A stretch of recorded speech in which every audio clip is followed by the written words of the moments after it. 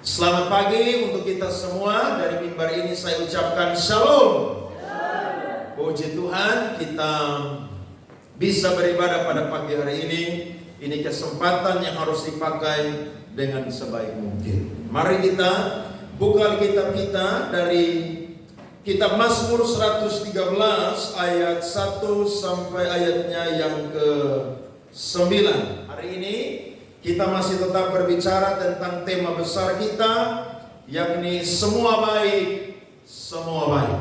Dan hari ini kita akan dengar firman Tuhan. Saya beri judul, Tuhan meninggikan orang yang rendah. Oke, mari kita baca firman Tuhan bersaut-sautan. Saya ayat 1, saudara ayat 2. Nanti sama-sama di ayatnya yang ke-9. Haleluya, pujilah hai hamba-hamba Tuhan, pujilah nama Tuhan. Ayat 2.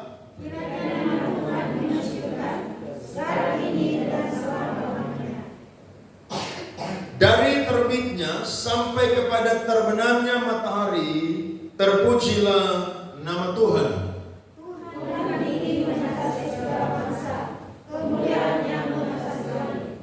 Siapakah seperti Tuhan Allah kita yang diam di tempat yang tinggi, Ia menegakkan orang yang hina dari dalam debu dan mengangkat orang yang miskin dari lumpur.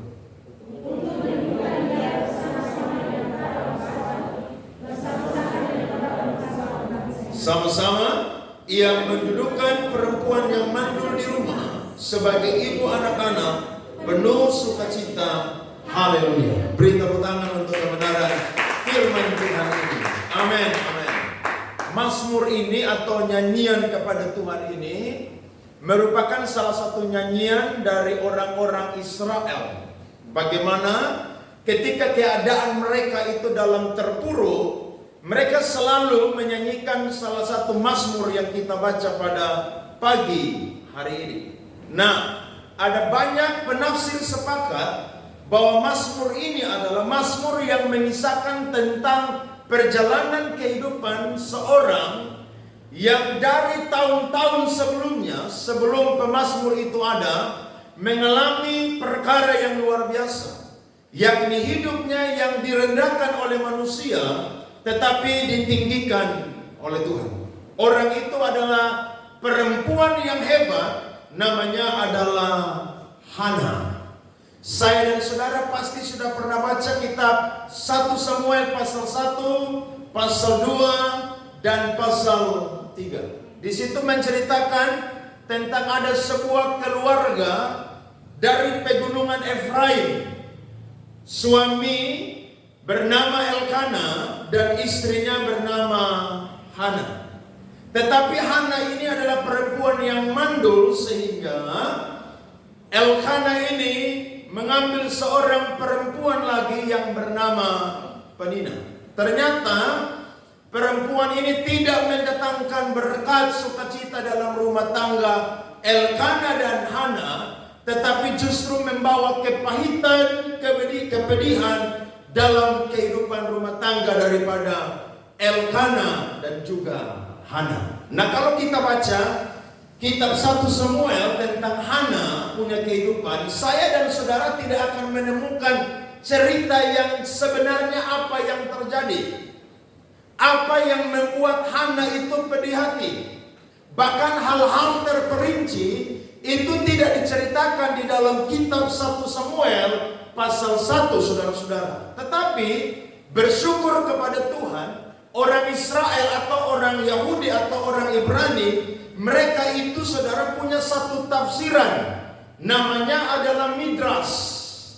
Nah, Midras ini saudara adalah sebuah metode menafsirkan cerita Alkitab di luar pengajaran agama, hukum atau moral yang sederhana yang dilakukan oleh para rabi-rabi Yahudi ataupun juga para guru-guru Yahudi.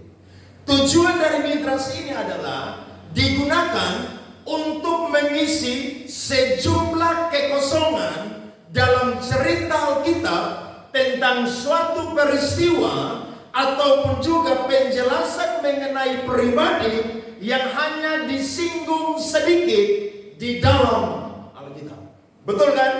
Waktu saya dan saudara baca, Hana itu menangis, Hana itu pedih hati, tapi tidak tahu dengan jelas mengapa atau apa yang diperbuat oleh Penina sehingga Hana itu mengalami kepedihan hati. Nah, orang Israel punya satu tafsiran yang sederhana, namanya adalah Midras. Nah, Midras ini mencatat dengan lengkap peristiwa kejadian perjalanan kehidupan dari Hana, dimulai waktu dia belum punya anak sampai dia sudah punya Samuel, bahkan Tuhan tambah lagi 5 orang anak kepada Hana. Kita akan lihat, saudara perhatikan latar belakang ini, ada 4 hal. Saya catat, sudah ada di depan, saudara perhatikan. Yang pertama, Midras mencatat, mengapa Hana menderita bertahun-tahun tanpa anak?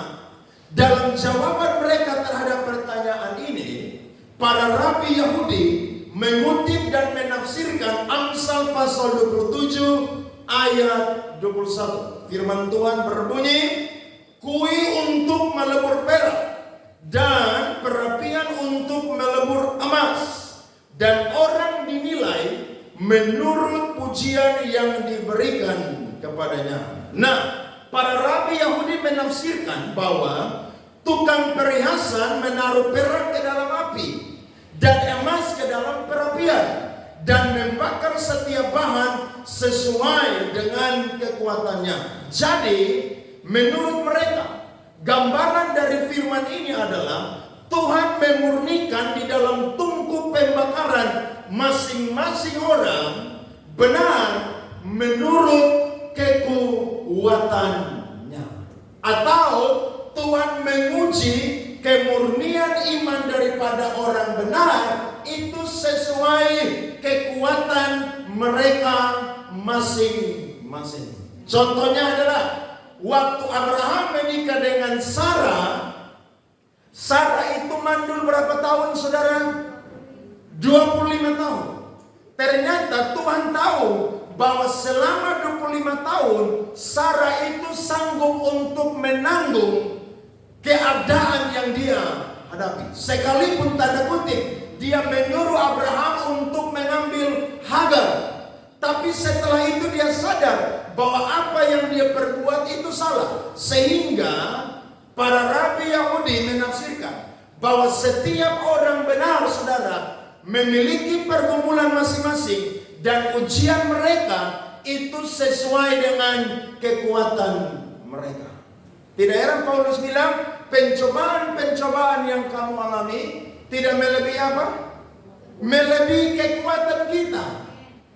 Jadi kalau saya dan saudara hari ini bergumul dan Tuhan belum jawab-jawab, berarti Tuhan tahu kekuatan kita sampai di mana. Amin. Jangan saudara berpikir, kalau saya doa, saya yakin hari ini, besok atau minggu depan langsung terima. Belum tentu, saudara. Rumusnya Tuhan, cara kerjanya Tuhan berbeda dengan rumus kita dan cara kerjanya Tuhan. Contoh lagi siapa? Ribka. Ribka itu mandul 20 tahun. Maka saudara-saudara, suaminya Ishak itu berdoa untuk Ribka. Dan Alkitab berkata, tepat 20 tahun Ribka itu mengandung siapa? Yakub dan Esau. Tuhan tahu bahwa kekuatan daripada Ribka itu hanya 20 tahun. Nah, sampai di Hana, saudara-saudara, ternyata Tuhan tahu kesanggupan dari Hana. Hana itu, saudara, dia sanggup menanggung pergumulannya selama 19 tahun. Dia mandul 19 tahun. Nah, Midras mencatat, para rabi menceritakan bahwa Hana adalah istri pertama Elkana. Baru setelah dia melihat bahwa Hana itu tidak melahirkan anak selama 10 tahun pertama, pernikahan mereka, dia itu menikahi Penina. Nah, orang Yahudi punya satu hukum lisan juga, saudara, namanya adalah Mishnah. Mishnah ini mencatat bahwa apa yang dilakukan oleh yang namanya Hana ini sesuai dengan penafsiran orang-orang Yahudi atau rabi-rabi Yahudi pada waktu itu. Jadi Mishnah mencatat, kalau orang berumah tangga 10 tahun pertama perempuan itu tidak melahirkan anak, maka laki-laki diizinkan untuk mengambil istri baru. Nah, ini teladan yang tidak boleh diikuti oleh pria-pria hari ini. Ingat, firman Tuhan ini bukan doktrin. Ini penjelasan atau deskriptif kepada saya dan saudara. Jadi jangan ada yang pulang terus bilang, kalau orang Yahudi aja bisa, saya juga bisa. Tidak, saudara-saudara. Justru mereka adalah orang-orang yang tidak sempurna, sehingga Kristus datang, saudara-saudara, untuk menggenapi hukum Taurat, supaya mereka itu berubah, dan saya dan saudara pun juga berubah percaya kepada Tuhan. Nah, Mishnah mengatur, saudara-saudara, jika sepasang suami istri telah menikah 10 tahun, maka suami itu wajib untuk poligami. Kenapa?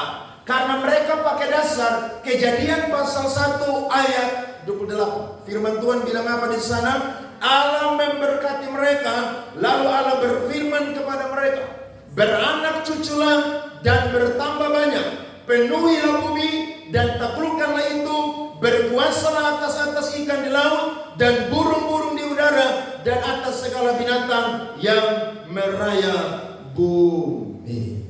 Tidak heran sampai sekarang ada pria-pria yang waktu menikah janji ada anak atau tidak ada anak tetap mengasihi, mencintai. Tapi kenyataannya waktu istri mandul, dia pergi apa? Selingkuh. Alasannya apa? Kok kamu tidak kasih saya anak? Saudara lihat, dosa pada zaman itu merambat sampai hari ini. Padahal kan kalau kita mau pikir, ada anak itu kan cuma perkara ada di dunia ini. Waktu kita mati, darah dan daging tidak mendapat tempat dalam kerajaan Allah. Jadi orang yang mandul sampai hari ini atau Tuhan belum berikan keturunan, saudara tidak perlu yang namanya cemas, takut, khawatir, terintimidasi, tapi berdoa kepada Tuhan. Kalau Tuhan kehendaki, Tuhan berikan. Tapi kalau Tuhan tidak kehendaki pun juga itu kedaulatannya Tuhan. Kenapa? Karena Alkitab berkata, buah kandungan adalah milik pusaka daripada Tuhan. Buah kandungan adalah suatu upah. Saya nonton TikTok kemarin di Sumatera Utara. Ada suami saudara nikah dengan istri kurang lebih 7 tahun atau berapa tahun. Istri tidak kasih anak. Dia pergi selingkuh, tinggalkan istrinya, dan sudah hidup bersama dengan selingkuhannya di kos-kosan dengan anak laki-laki yang sudah ada. Saudara bisa lihat, orang tahu betapa pentingnya punya anak, tapi caranya bukan demikian. Itu contoh yang salah yang saya dan saudara tidak boleh mengikuti. Jadi Elkana itu saudara terpaksa menikah dengan Penina karena Hana itu mandul. Bagi orang Yahudi, perempuan yang mandul itu perempuan yang sangat dikucilkan, perempuan yang sangat direndahkan, saudara-saudara. Kenapa? Karena tidak bisa melahirkan keturunan. Yang kedua, Midras mencatat Hana mengambil inisiatif untuk pernikahan Elkana dan Penina. Mengetahui bahwa dia itu tidak memiliki anak, dia berkata kepada dirinya sendiri, jika aku mengatakan kepada Elkana untuk mengambil istri tambahan, Tuhan akan melihat bahwa aku membawa istri saingan ke rumahku, dan dia akan apa? Mengingatku. Dia pikir waktu dia izinkan itu Elkana mengambil istri baru ini akan menghormati dia. Tapi ternyata Penina bukan menghormati dia, tapi merendahkan dia. Makanya seburuk-buruknya rumah tangga, saudara tidak boleh kasih saran kepada pria atau wanita untuk cari yang lain. Karena saudara yang akan menderita. Lihat kan? Gara-gara Sarah suruh Abraham, akhirnya dari Abraham lahir dua bangsa. Dan dua bangsa ini, saudara, tidak akur sampai hari ini. Darah sama, benih sama, saudara, tapi watak berbeda. Kenapa? Karena satu dari Sinai, satu dari orang yang Tuhan utus dari surga. Yakni siapa? Sarah. Makanya saya dan saudara ini keturunan daripada Sarah yang berasal dari mana, saudara? Surga. Itu perbedaannya. Jadi hati-hati. Nah, pertengkaran Penina dan Hana ini, saudara, itu digambarkan dalam 1 Samuel pasal 1 ayatnya yang ke-6. Saudara gak usah buka, saya baca aja. Tetapi madunya selalu menyakiti hatinya supaya ia marah atau bosan, karena Tuhan telah menutup apa, saudara? Kandungannya. Mereka nih, saudara, ribut di rumah. Penina selalu cari kesempatan untuk buat Hana itu apa? Gusar, marah, makan hati, menangis. Midras mencatat, Penina mengganggu Hana dengan bertanya kepadanya, apakah kamu membeli sweater untuk putra sulungmu? Apakah kamu membeli kemeja untuk putra keduamu? Saudara lihat, ini kalimat ejekan, saudara. Makanya Hana itu, saudara, selalu pedih hati. Kenapa? Karena Penina ini ejek dia. Kamu sudah beli baju buat anakmu belum? Wah, ini mengerikan. Kalau sampai ada di sejarah hari ini, kehidupan zaman ini, wah, ini satu bunuh satu, saudara. Karena dia ejek Hana. Sudah belikan sweater untuk anakmu belum? Sudah belikan baju kemeja untuk anak keduamu belum?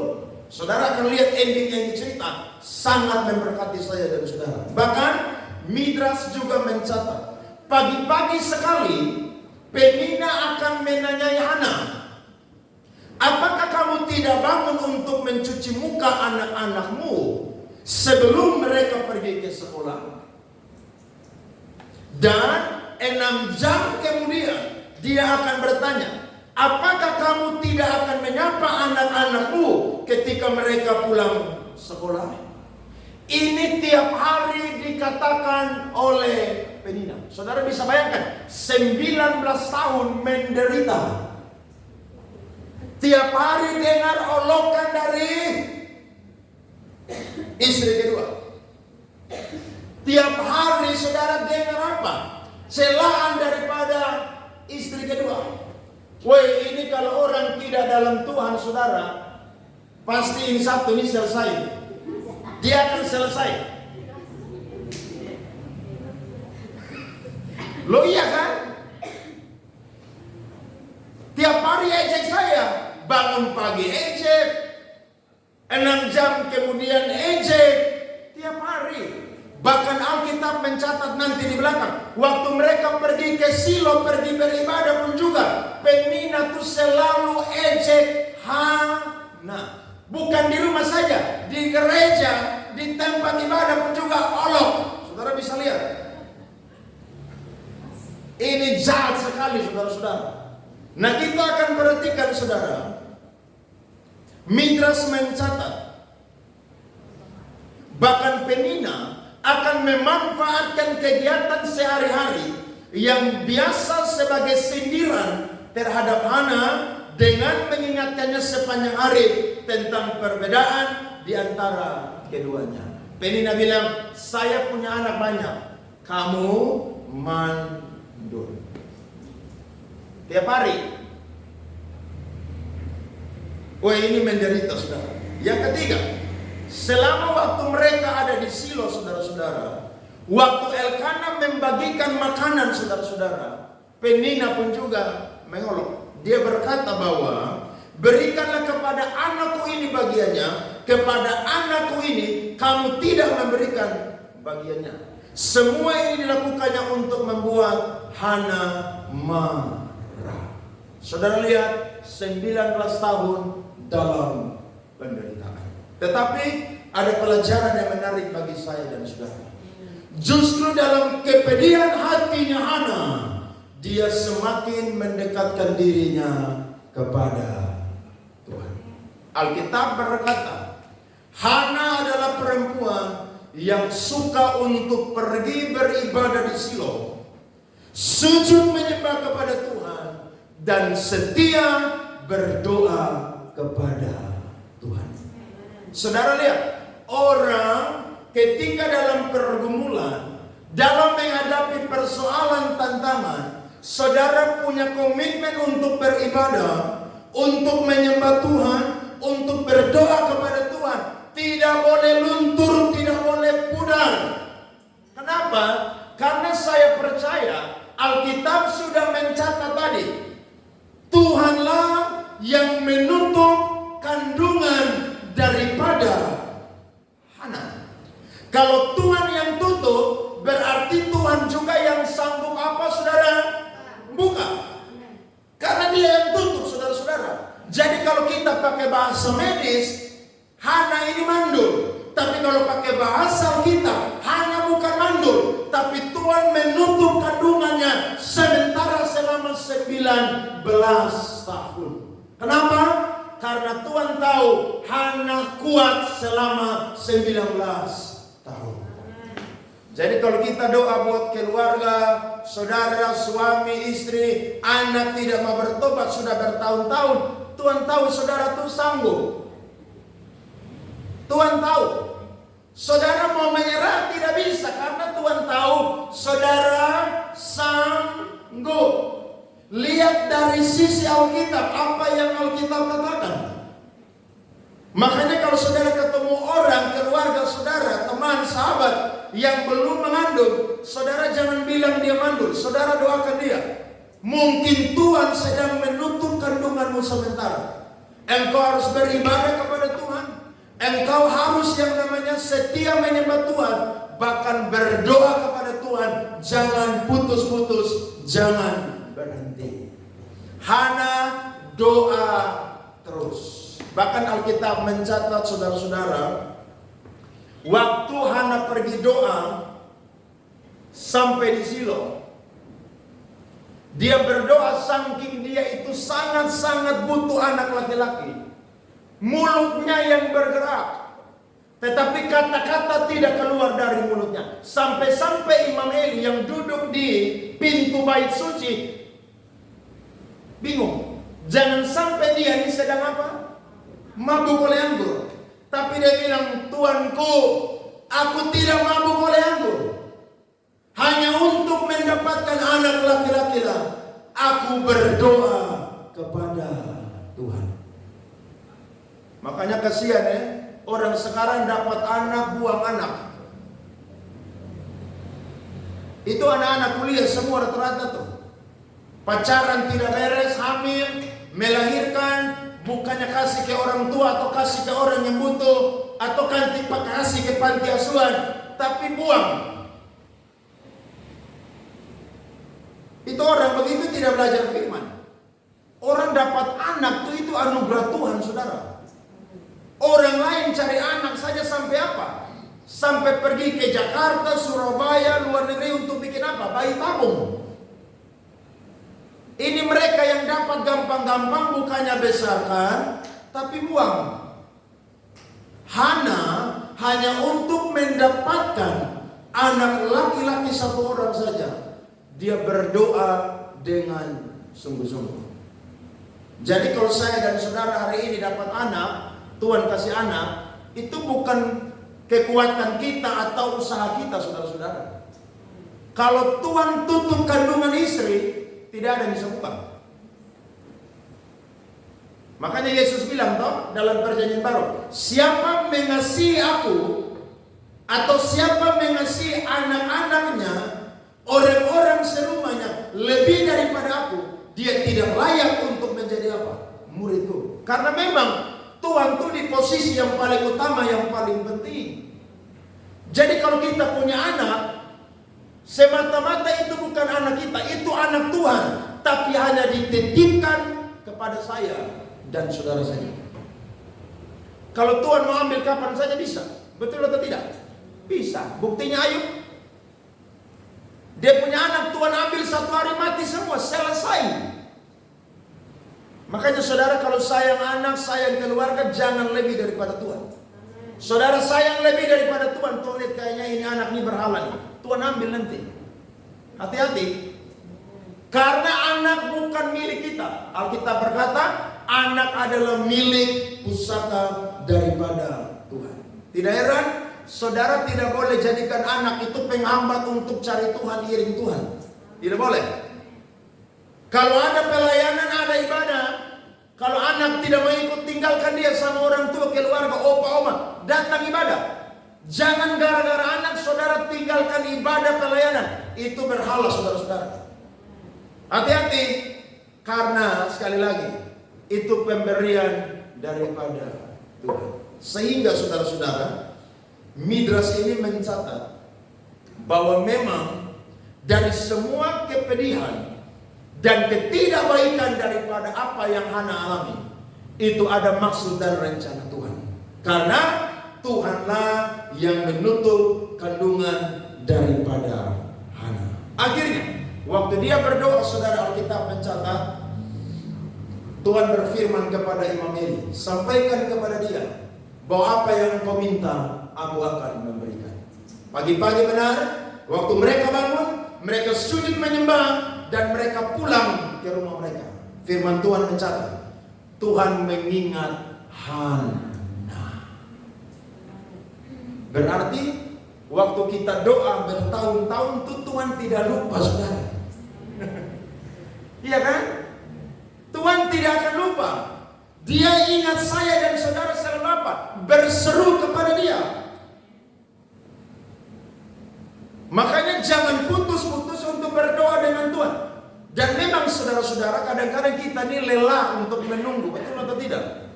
Namanya menunggu itu saudara, aduh, sesuatu yang membosankan dan menjenuhkan dan apa saudara, membuat saya dan saudara tidak tahan. Tapi saya yakin Tuhan tahu kesanggupan kita. Hana berdoa, akhirnya dia pulang saudara. Tuhan ingat kepada dia. Karena memang Allah tidak pernah lupa akan perjanjiannya. Amin. Allah kalau janji saudara, dia akan ingat akan perjanjiannya. Jadi kalau hari ini saudara bergumul tentang sesuatu, saudara jangan berhenti untuk yang namanya berseru kepada Tuhan.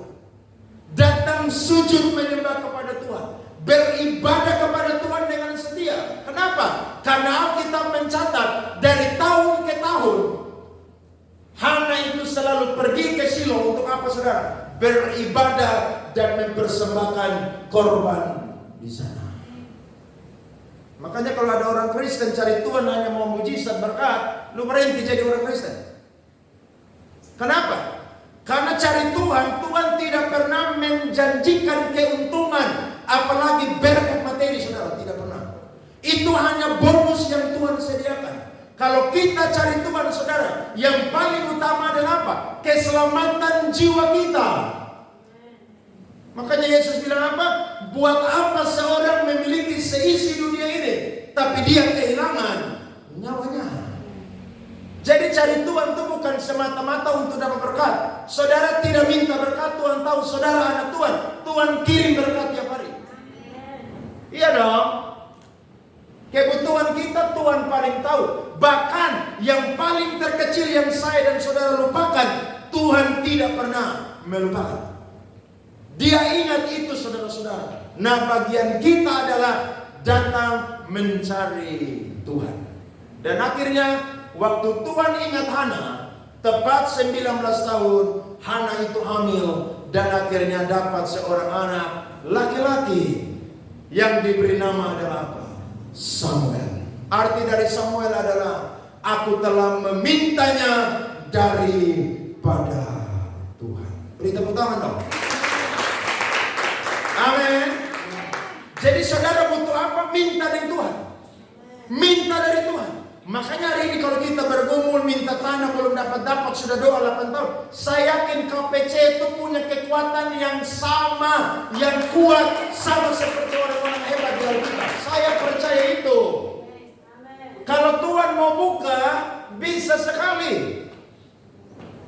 Loh pendeta-pendeta lain yang butuh gereja, butuh tanah, butuh uang miliaran, bahkan triliun aja, Tuhan kasih kok. Masa kita yang dapat atau butuh tidak sampai triliun, saya yakin Tuhan akan kasih kita.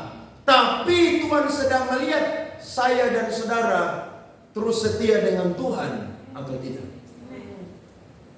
Hana setia dengan Tuhan. Dan akhirnya saudara-saudara, Hana itu dia hamil pada awal tahun kalender orang Ibrani. Dan kalender orang Ibrani mencatat tahun baru dari orang Ibrani atau orang Yahudi adalah Rosh Hashanah. Rosh Hashanah adalah tahun baru orang Yahudi yang dirayakan selama 2 hari. Disitulah mereka meniup terompet shofar, saudara-saudara. Kenapa? Karena awal tahun merupakan tanda sukacita di mana berkat yang baru Tuhan itu menyediakan bagi orang Yahudi. Akhirnya Alkitab mencatat dia itu hamil dan dia melahirkan Samuel pada waktu dia berusia 130 tahun. Dia sama dengan ibu daripada Musa yang bernama Yokebed yang mengandung dan melahirkan Musa berusia 137 tahun. Mustahil bagi manusia, tapi tidak mustahil bagi Allah. Amin, saudara. Waktu saya pelajari sejarah ini, saya bilang memang Tuhan itu apa? Hebat. Tidak heran, pemazmur catat bilang apa? Allah itu tinggi.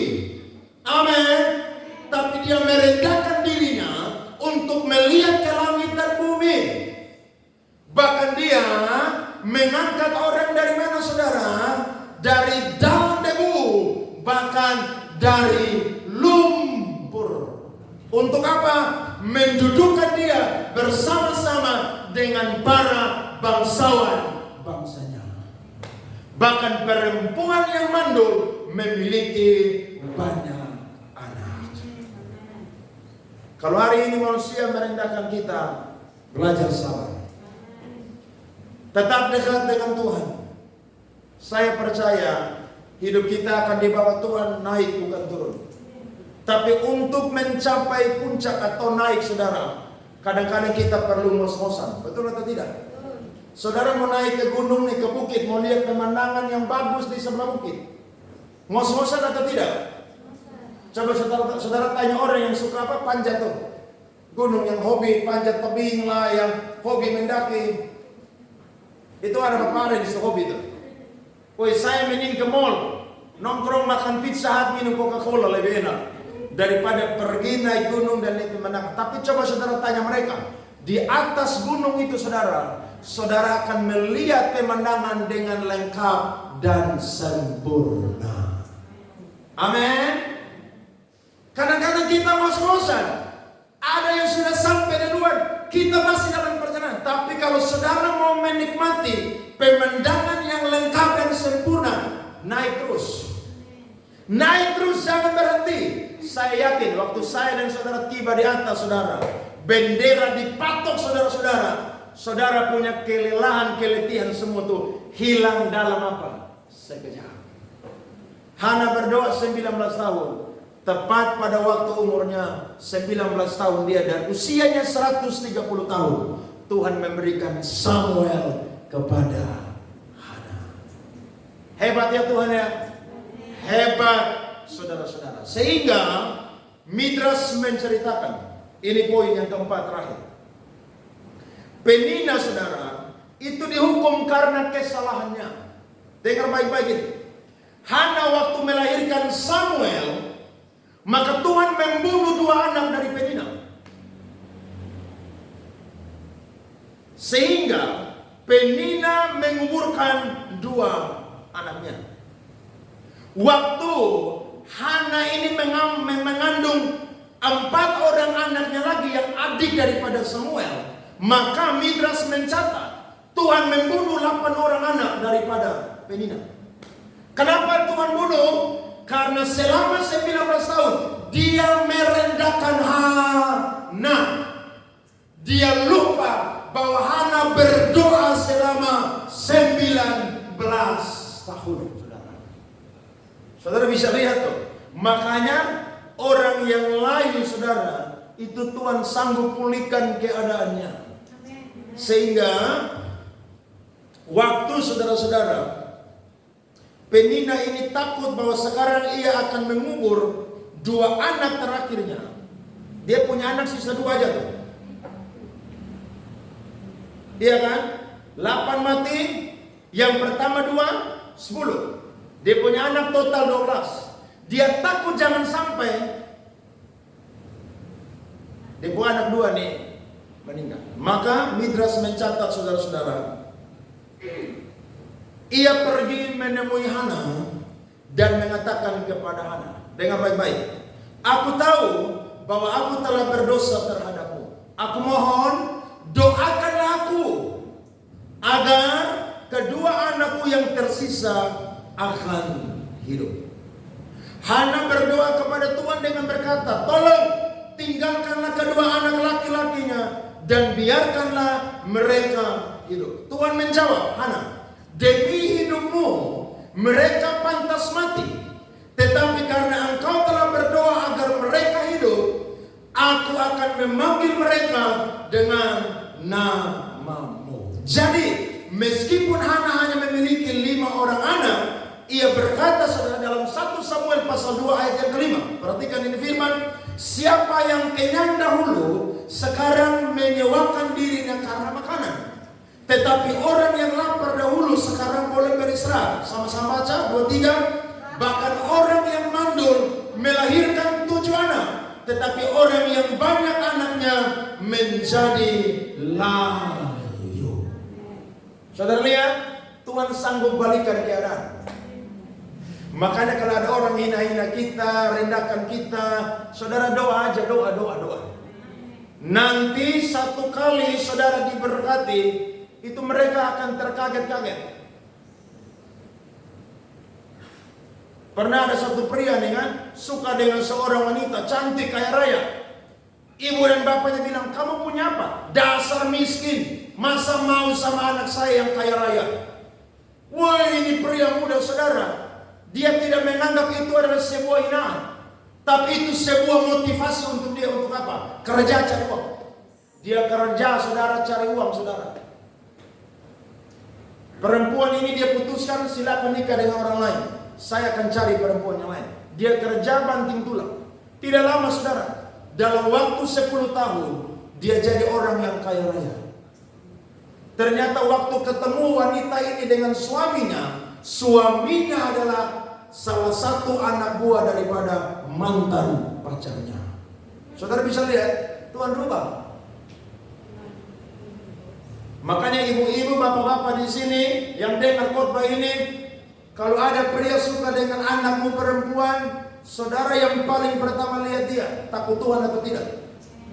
Sebab firman bilang, laki-laki yang takut akan Tuhan diberkati oleh Tuhan. Iya.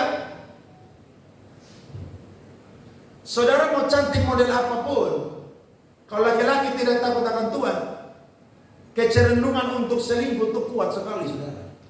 Kenapa? Di rumah saudara paling cantik, di kantor banyak yang lebih cantik. Iya dong. Makanya firman selalu bilang, yang paling pertama dirawat itu bukan apa? Lahiriah. Tapi apa, saudara? Batiniah itu yang paling pertama. Amin, wanita-wanita. Iya. Baru tanya dia yang kedua, kamu kuliah kerja di mana? Yang paling pertama tanya, takut Tuhan atau tidak? Itu yang paling menjadi fondasi. Kalau dia bilang saya baru kuliah, mau lulus, mau cari kerja, oke, pacaran baik-baik. doakan. Kalau jodoh berkenan direstui. Saya yakin orang model begini diberkati oleh Tuhan. Jadi kalau ada orang rendahkan kita, hina kita, saudaranya bilang, kamu tunggu nanti saya sukses, saya injak kamu. Saudara gak akan sukses itu. Percaya itu. Karena Tuhan yang nilai hati kita. Yang paling tahu motivasi kita itu siapa? Tuhan. Saudara bilang, Tuhan berkati saya. Tuhan berkati saya kalau saya ketemu dengan dia dan semua keluarganya. Waktu makan di restoran, saya akan bayar mereka punya menu semua. Iya dong. Betul kan?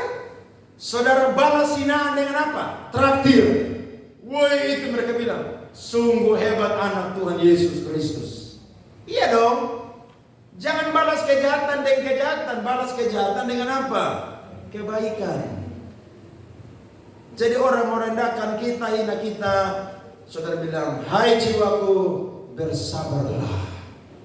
Hai jiwaku, teruslah berdoa dan berharap kepada Tuhan. Saya yakin Tuhan sanggup membalikan keadaan. Amin. Jadi penina yang anak 12, 10 mati. Sisa berapa? 2. Sehingga saudara, Midras mencatat, kedua anak itu tidak disebut anak daripada penina, tetapi anak daripada Hana. Tidak heran kita baca tadi, perempuan yang mandul melahirkan berapa anak? 7 anak. 5 dari kandungan Hana, 2 ditambah dari kandungannya penina. Kenapa? Karena lewat doa Hana, 2 anak itu tidak menikah. Berita betapa anda? Wah, ini luar biasa saudara. Ini dahsyat luar biasa. Nah, dari kisah ini ada 3 kebaikan Tuhan yang Tuhan perbuat bagi Hana yang menjadi pelajaran bagi saya dan saudara. Yang pertama adalah Tuhan menutup kandungan Hana supaya Hana bertekun dalam doa. Mari kita lihat dengan cepat 1 Samuel pasal 1 ayat 3, 10, 12, 26, 27. Perhatikan. Ayat banyak sekali catat tentang Hana yang suka berdoa, saudara. Firman Tuhan mencatat, orang itu dari tahun ke tahun pergi meninggalkan kotanya untuk sujud menyembah dan mempersembahkan korban kepada Tuhan semesta alam di Silo. Di sana yang menjadi imam Tuhan ialah kedua anak Eli, Hofni dan Pinias. Dan dengan pedih hati ia berdoa kepada Tuhan sambil menangis terseduh-seduh. Ayat 12, ketika perempuan itu terus-menerus berdoa di hadapan Tuhan, maka Eli mengamat-amati mulut perempuan itu. 26, lalu kata perempuan itu, mohon bicara Tuanku, demi Tuanku hidup, akulah perempuan yang dahulu berdiri di sini. Dekat Tuanku untuk apa? Berdoa kepada Tuhan. Ayat 27, untuk mendapat anak inilah aku berdoa dan Tuhan telah memberikan kepadaku apa yang kuminta daripadanya. 1 Samuel 2 ayat 18 sampai 19 berkata, adapun Samuel menjadi pelayan Tuhan, ia masih anak-anak yang tubuhnya berlilitkan baju efod dari kain lenan. 19, setiap tahun ibunya membuatkan dia jubah kecil dan membawa jubah itu kepadanya apabila ia pergi bersama-sama suaminya pergi mempersembahkan korban sembelihan tahunan. Saudara lihat, Tuhan mau kasih kita pergumulan, persoalan, masalah, tantangan supaya saya dan saudara bertekun dalam doa. Sayangnya ada banyak orang Kristen anggap doa itu sesuatu yang tidak berkuasa. Atau ada yang anggap bahwa kalau kita doa harus terima hari ini. Siapa bilang? Karena kita minta hari ini, Tuhan kasih hari ini juga. Tapi lewat kisah anak kita belajar, yang kita doakan saudara, belum tentu Tuhan langsung kasih. Bisa bertahun-tahun baru Tuhan kasih. Apa maksud Tuhan? Supaya saya dan saudara tekun berdoa. Amin. Bilang sama kiri kanan, jangan malas berdoa. Dapat tantangan, hari ini doa, besok gak doa. Dapat tantangan, hari ini ada di gereja, minggu depan tidak gereja. model begini tidak akan lihat kemuliaan Tuhan. Amin. Karena orang yang menyimpang, yang berkhianat kepada Tuhan tidak akan menikmati janji-janjinya Tuhan. Saudara harus apa? Ulet, tekun, disiplin, berdoa kepada Tuhan. Walaupun kadang-kadang saudara berdoa sudah capek mau ngomong apa, ya sudah saudara diam, kok biar Tuhan ngomong toh. Lo iya toh? Saya kadang-kadang kalau berdoa sudah capek minta tanda, saya diam, kok biar Tuhan yang ngomong aja. Lo iya? Kita minta Tuhan tidak kasih-kasih, tapi itulah ketekunan. Ada amin? Saya ingat seorang pemain piano hebat, Ludwig van Beethoven. Dia latihan piano saudara itu bisa 8 jam satu hari. Sampai-sampai waktu dia tuli total, dia bisa bikin lagu dengan sempurna. Tuli kiri kanan saudara. Tapi saking dia bergaul dengan piano berjam-jam, walaupun dia tuli, nadanya sudah ada di sini dan di jarinya. Sehingga dia bikin lagu Simfoni 9. Kami puji dengan riang di Kau Allah yang kekal. Sampai cinta Beethoven. Mengapa dia bisa cinta? Sekalipun dia sudah tuli, tapi karena dia bertekun saudara, dia mahir dalam hal itu. Nah kita juga harus begitu. Doa jangan Senin Kamis, jangan suam-suam kuku, apalagi orang Kristen. Masalah baru doa. Nanti kalau Tuhan tidak tolong cari dukun. Dukun mana? Dukun. Silakan lu mau cari dukun, silakan cari aja. Dukun juga bisa menyembuhkan. Lu mau kaya, dukun juga bisa kasih kaya. Tapi ingat, lu pun jiwa binasa. Dan ingat, iblis tidak pernah kasih sesuatu yang gratis bagi manusia. Selalu ada apa saudara? Tumbal. Makanya ada orang kaya itu kaya nyari. Tapi nanti dia keturunan itu matilah, hancur-hancuran generasi itu saudara. Dipenuhi dengan dosa-dosa yang jahat saudara. Kenapa? Karena orang tuanya menabur sesuatu yang tidak memuliakan Tuhan. Amin. Itu yang pertama. Yang kedua, Tuhan membentuk Hana lewat Penina supaya Hana menjadi dewasa rohani. Berarti Tuhan pakai orang-orang yang menyakiti kita supaya membentuk kita jadi apa? Dewasa rohani. Tidak heran Hana bilang dalam 1 Samuel pasal 2 ayat 3. Saudara lihat saya baca. Janganlah kamu selalu berkata sombong, janganlah caci maki keluar dari mulutmu, karena Tuhan itu Allah yang Maha Tahu dan oleh Dia perbuatan-perbuatan diuji. Berarti saya dan saudara harus berterima kasih kepada orang yang berbuat jahat kepada kita. Amin. Lo iya dong. Tuhan mau supaya Hana ini dewasa apa? Rohani. 19 tahun direndahkan, dihina, dicela. Emang gampang? Coba saudara lahir dari keluarga yang miskin. Terus saudara mau ada yang kaya, saudara dihina-hina, saudara sedih atau tidak? Pasti sedih itu. Tapi saya mau bilang, kalau satu saat Tuhan berkati saya dan saudara, saudara harus ambil pelajaran dari firman ini. Tuhan pakai mereka untuk membentuk karakter saya. Tidak heran? Yusuf waktu saudara-saudaranya datang, dia bilang apa? Manusia mereka-rekakan yang jahat, tapi Tuhan mereka-rekakannya untuk kebaikan. Aku ada di sini, bukan kalian yang kirim aku untuk ada di sini, tapi Tuhan yang utus aku terlebih dahulu ada di sini, supaya menjadi Tuhan atas Mesir, atas Firaun, dan juga memelihara suatu bangsa yang besar. Amin. Kalau saudara punya hati model begini, saudara siap-siap jadi bos. Serius. Saudara siap-siap jadi orang yang diberkati Tuhan. Kenapa? Karena saudara tidak akan balas dendam. Amin. Wah, itu orang yang dulu jelekan saudara, rendahkan saudara tuh, itu malunya setengah mati tuh. Itu mau kayak saudara-saudara Yusuf yang sadar. Makanya dulu saya bilang, kalian jangan buang dia dalam perigi, jual dia ke orang media. Kalian bukan gara-gara tuh. Tapi belajar, sesuatu yang tidak mengenakan, Tuhan bisa pakai untuk membentuk saya dan saudara menjadi dewasa rohani. Ada amin? Jadi kalau ada masalah, belajar lihat dari sisi firman Tuhan.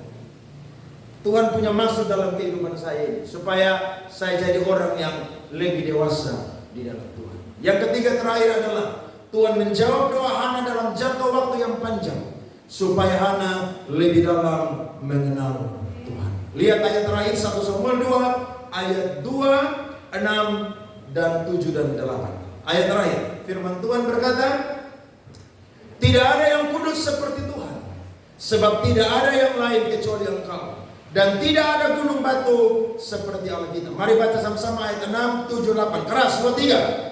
Tuhan mematikan dan menghidupkan.